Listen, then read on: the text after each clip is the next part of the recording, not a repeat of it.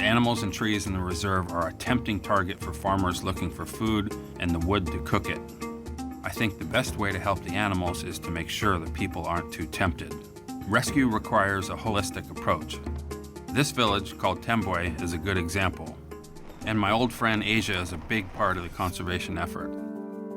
I met Asia and her team through animal rescue, but I've never seen their humanitarian projects. Their foundation, Compassion Kind, has several projects going on, but Asia hasn't been able to visit in 2 years due to the pandemic. They're about to open a new medical clinic that was just an idea the last time she was here.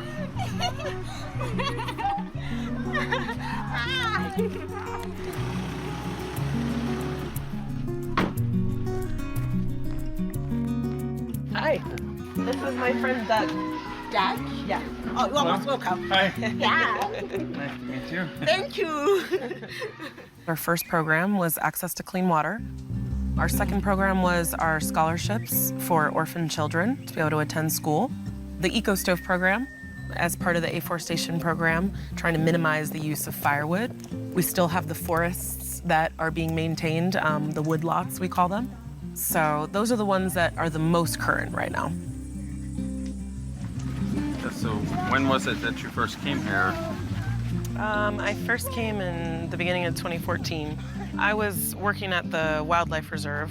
I was doing my graduate work, my research, and I was working with Lloyd.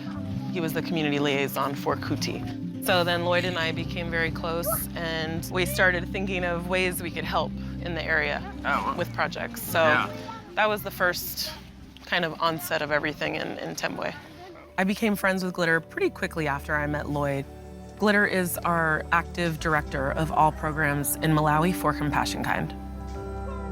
In Malawi, a child who has lost a parent is considered an orphan. Most of these kids are orphans, and one of the Compassion Kind programs helps feed them and provide scholarships.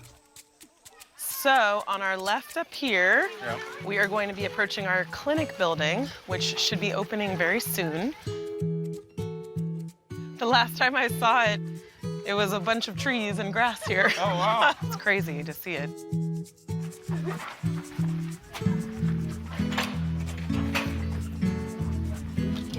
All right. Yeah, started as a little drawing under a tree over there. While the Compassion Kind team finishes up, I find a couple paint can lids and start a game of catch outside. It's hard to put into words. It was the feeling of playing with the kids and playing with the paint can lids and running for miles with them.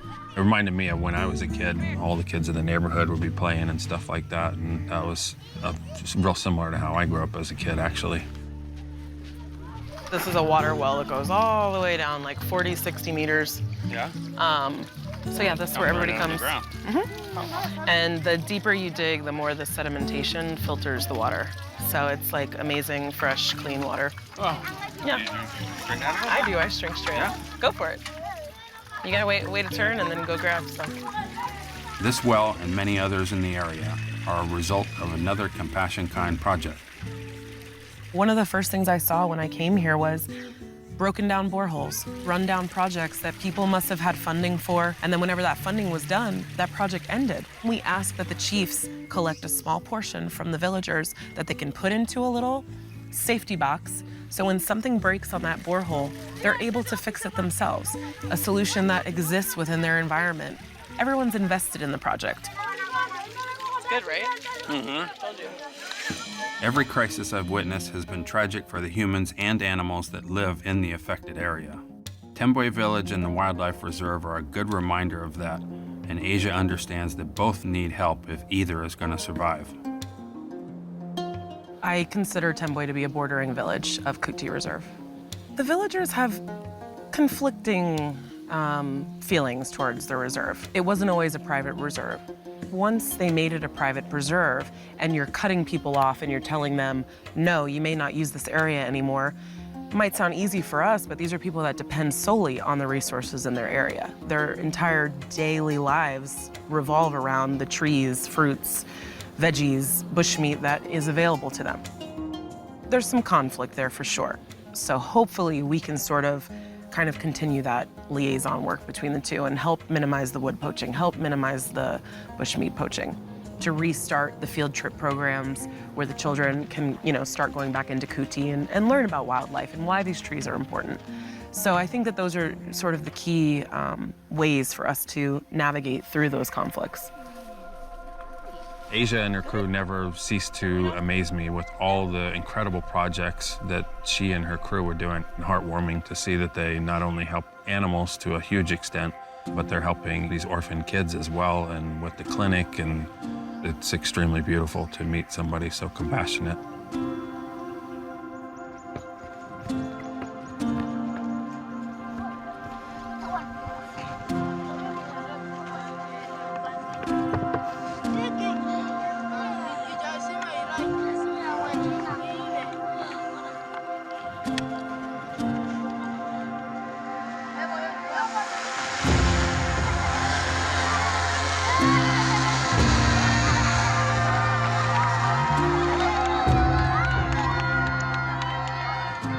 I've always found a bird's eye view to be helpful in understanding my place in the environment.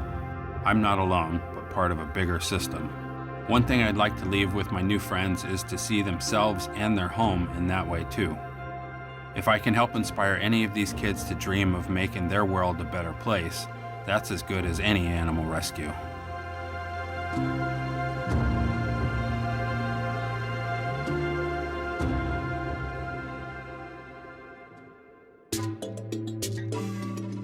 Asia and her team remain in Tembwe to open the clinic.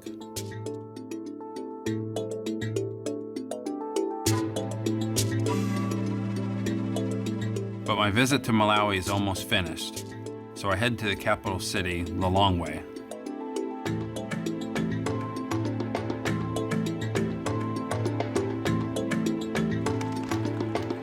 Tonight I work with the bat researchers, but first I'll check on the results of the footage I shot